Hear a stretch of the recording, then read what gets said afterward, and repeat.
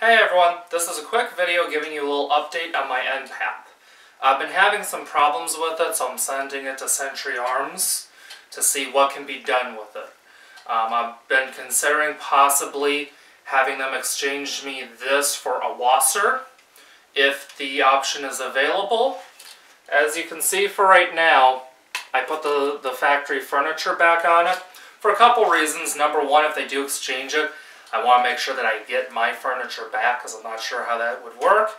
And I found actually that these Warsaw type stocks, these Warsaw pack style, actually work out better for me than the longer ones. So the problem is that the action on this is very stiff. It's very sticky. As you can see, first I'm going to safety check it. There's no magazine in it, nothing in the chamber. The gun's clear. So now as you can see, the action is moving okay at the moment, but if I dry fire it, and now when I try to move it, it's stuck, now it lets go. So that's not good. And this gun has been giving me a few more malfunctions. I was wondering if it may have been the surplus mags that I used, but I'm not too sure honestly, because you know what? This gun malfunctions on certain mags, not on other mags, and then those ones that it didn't malfunction on, it will malfunction on. So, from here, empty chamber, point in a safe direction, dry firing. Now, when I try to cycle the action, right there it's stuck. And then, it lets go. And the action, I can feel it right there. It stops, and then it goes. Stuck, and then it goes more. So, but it's really bad right here, right there. I mean, of course, if you're just going fast, okay, but it should not be getting stuck like that. That's not good. I have been considering getting some nicer furniture for this gun, but I'm not so sure because you know what, honestly, I just don't want to be dealing with this, having this problem. And this takes specifically Yugoslavian furniture. So the handguard is longer, you can't put a normal handguard on this, and the stock is much different than a standard AK. As you can see, there's no tang right here. And the other issue is this. I've been reading quite a bit of bad on these guns. I've heard quite a few cases of the receivers cracking or of them being too soft. So, I mean, if I can just exchange this for a WASR, I'm probably going to do it. As long as I can get a nice straight gun, I don't really care. Another nice thing is if I get the WASR, it'll have a bayonet lug, which this does not have. As you can see, no bayonet lug. So, I'm going to be sending this in today and seeing what happens from there.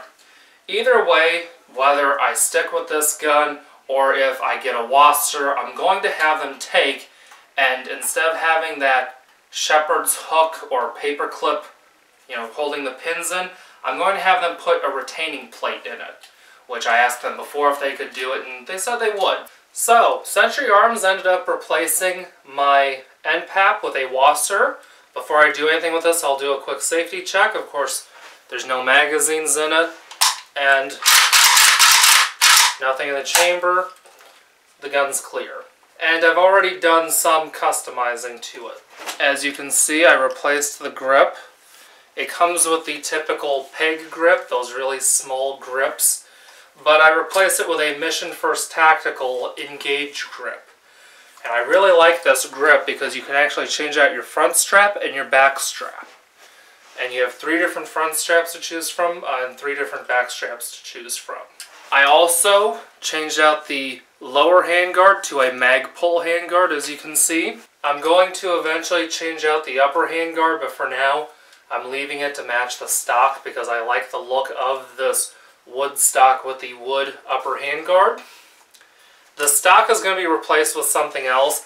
This is the cheap wood stocks that Century Arms puts on their guns now. This is American made. This is not surplus wood. It's not even really a hardwood. It doesn't have a place in the end for a cleaning kit. So I'm replacing this with a KVAR stock. And also, as you can see, I put my Mag-tac on here. This is made by Mag-Lite. I got a light mount, as you can see. I put a little bit of a rail cover to cover this part of the rail, and that's in FDE. The reason why I made that FDE was to kind of match the strap, and of course this is still that tan colored surplus Russian sling. One reason why I chose the WASR was because the WASR has a bayonet lug, so it can take a bayonet. So this here is a Polish Type 2 bayonet. I really like these bayonets right here. The reason why I like these particular types, they don't necessarily have to be Polish, but I like the Type 2s, is because they have the steel pommel, but they still retain the Bakelite handle, and they still retain that clip point blade. And the reason why I like the Polish one, though, although other countries have these as well, is because this one still has the steel scabbard. And of course this functions as a wire cutter, just as most AK bayonets do. The handguard I actually got on sale. These are normally $37 handguards. Well, I got this one here from Midway USA for $17. So, but the problem was, if I wanted it for that price, I had to take it in black. So I took it in black. The grip, of course, I was always going to make it black, so that's fine. And then when it came to getting the stock, I could have gotten a different color, but I just decided just for all the furniture to match. Might as well. There is my WASR now. Now I will also be doing a video when the stock comes in. One odd thing is that with this gun, okay, this is a empty Magpul magazine. The Magpul magazines actually have more wobble than the steel ones. So if you look, that's quite a bit of wobble. And this one here is a Serbian steel magazine. And as you can see, much less wobble with the steel magazines. So that's pretty much it.